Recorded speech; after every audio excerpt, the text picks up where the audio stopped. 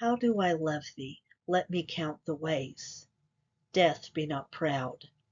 Love is not love which alters when it alteration finds. Shall I compare thee to a summer's day?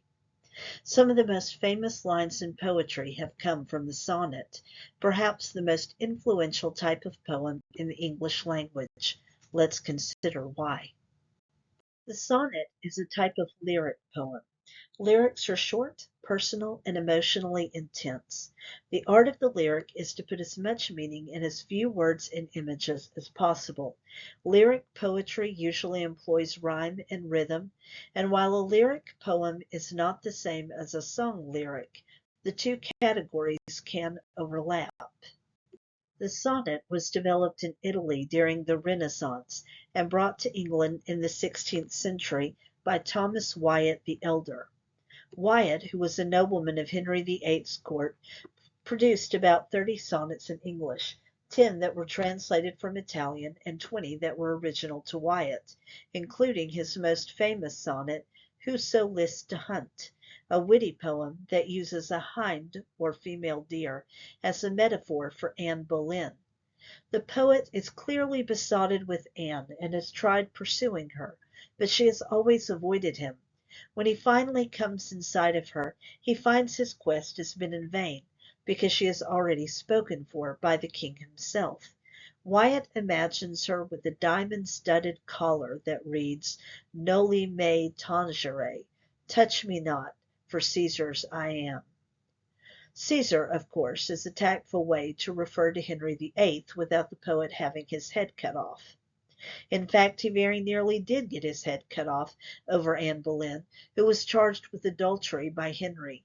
Wyatt was granted a reprieve thanks to powerful friends at court, but he was imprisoned for a while in the Tower of London, and may have witnessed Anne's execution.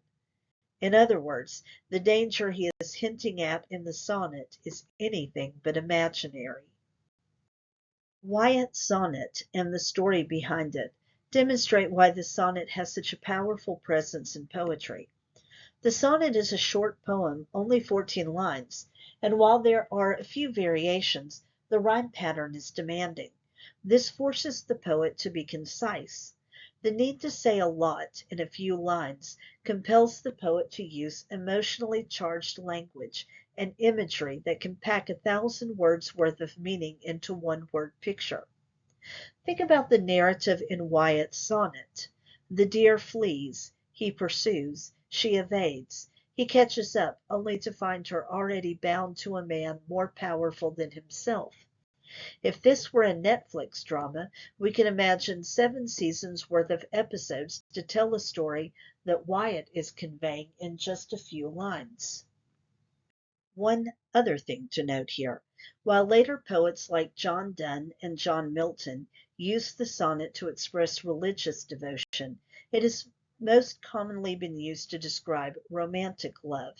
Its shortness and intensity are ideal for courtship because the sonnet can showcase wit and fervor at the same time.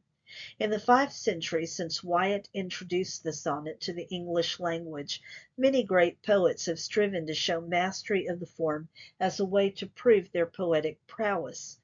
Sonnets are not easy to write, and to write them with style and grace is the mark of a top-notch wordsmith. This makes this type of poem both powerful and seductive.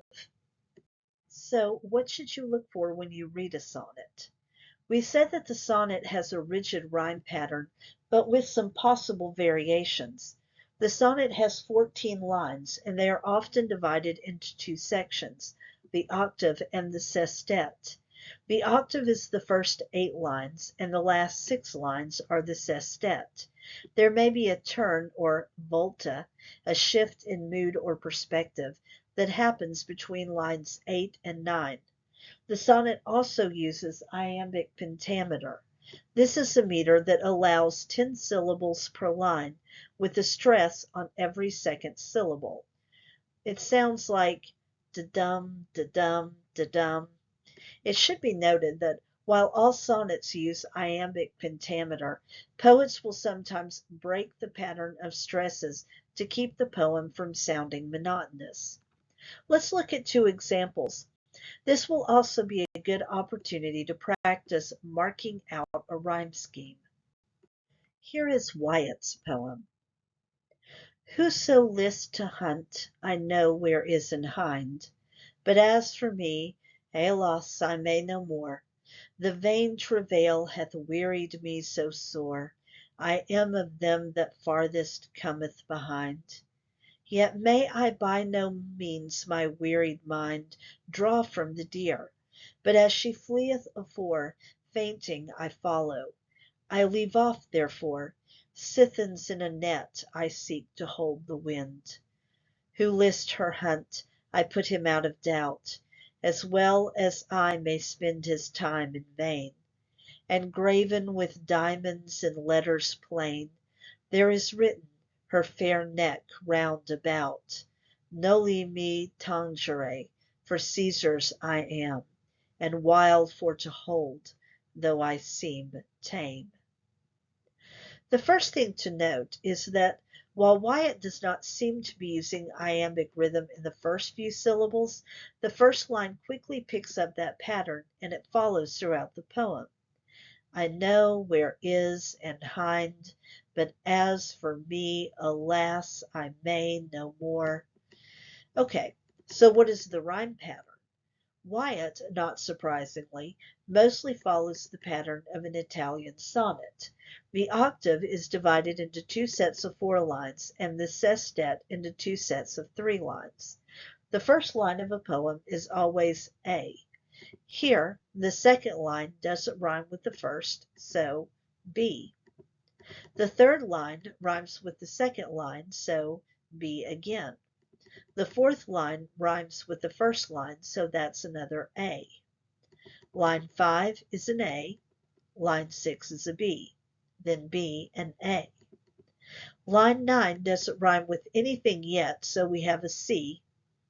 Lines 10 and 11 rhyme with each other, so D and D. In line 12, about rhymes with doubt, so that's our other C. The last 2 lines are tricky. They are both E, but the rhyme is not exact. We would call it an off rhyme. It should be noted that the English language does not produce rhyme as easily as Italian or French or Spanish, so off rhymes and sight rhymes, words that look like they rhyme but don't, are fairly common. A poet who can craft 14 rhymed lines in an elaborate pattern in English without fudging any of the rhymes or spouting nonsense has done something genuinely impressive. We should also note that common pronunciation in English has changed since the 16th century, so some off rhymes may have been exact rhymes when they were first written. So the rhyme pattern we get for an Italian sonnet is A B B A A B B A C D D C E E. Then Shakespeare comes along, decades later, and revises the pattern. Instead of 2 sets of 4 lines and 2 sets of 3, the Shakespearean or English sonnet reimagines the sonnets as 3 sets of 4 lines, punctuated by a couplet. I say punctuated because in Shakespeare sonnets, those last 2 lines rhyming with each other are like a little bow tying up the poem at the end. So let's count out a Shakespearean sonnet. Here is Sonnet 116. Using the method I demonstrated with Wyatt's poem, mark out a rhyme pattern for Shakespeare while I read it aloud. Remember that rhyming in English can be tricky, so be prepared for some sight rhymes here like come and doom. Let me not to the marriage of true minds admit impediments. Love is not love which alters when it alteration finds, or bends with the remover to remove. Oh no, it is an ever fixed mark that looks on tempest and is never shaken. It is the star to every wondering bark, whose worth's unknown, although his height be taken. Love's not time's fool, though rosy lips and cheeks within his bending sickle's compass come. Love alters not with his brief hours and weeks, but bears it out even to the edge of doom. If this be error and upon me proved, I never writ, nor no man ever loved. Did you get the pattern? Mine's love finds remove. That's ABAB. Mark shaken, bark taken, CDCD. Cheeks come, weeks doom, EFEF. Proved and then loved give us GG. This pattern is called a Shakespearean sonnet or English sonnet. By the way, if the sight rhymes here have you thinking that Shakespeare is overrated, I have two answers to that. The first is that many of his 154 sonnets, including numbers 18 and 73, do not use sight rhymes, so Shakespeare is perfectly capable of rhyming without them. And also, Sonnet 116 is one of the finest poems in the English language and one of the most beautiful descriptions of love ever written. Read the poem aloud to yourself. Always read poetry aloud. And consider the imagery that Shakespeare is using to show how love provides constancy and stability in a world of peril and transition. Ultimately, the wordplay must serve the meaning of the poem, not the other way around. So, what should you look for when you read a sonnet? Begin by reading it aloud and identifying the emotional experience that the author wants to share with you. Can the reader relate to this experience? What type of sonnet is it? What is the rhyme scheme? Is there a volta? If so, how does the perspective or tone of the poem change after line 8? What imagery is being used?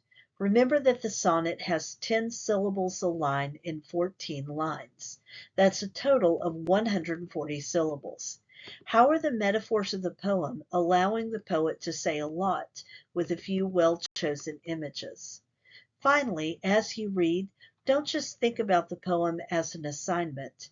Take a few minutes to appreciate and enjoy this most exquisite demonstration of poetic art.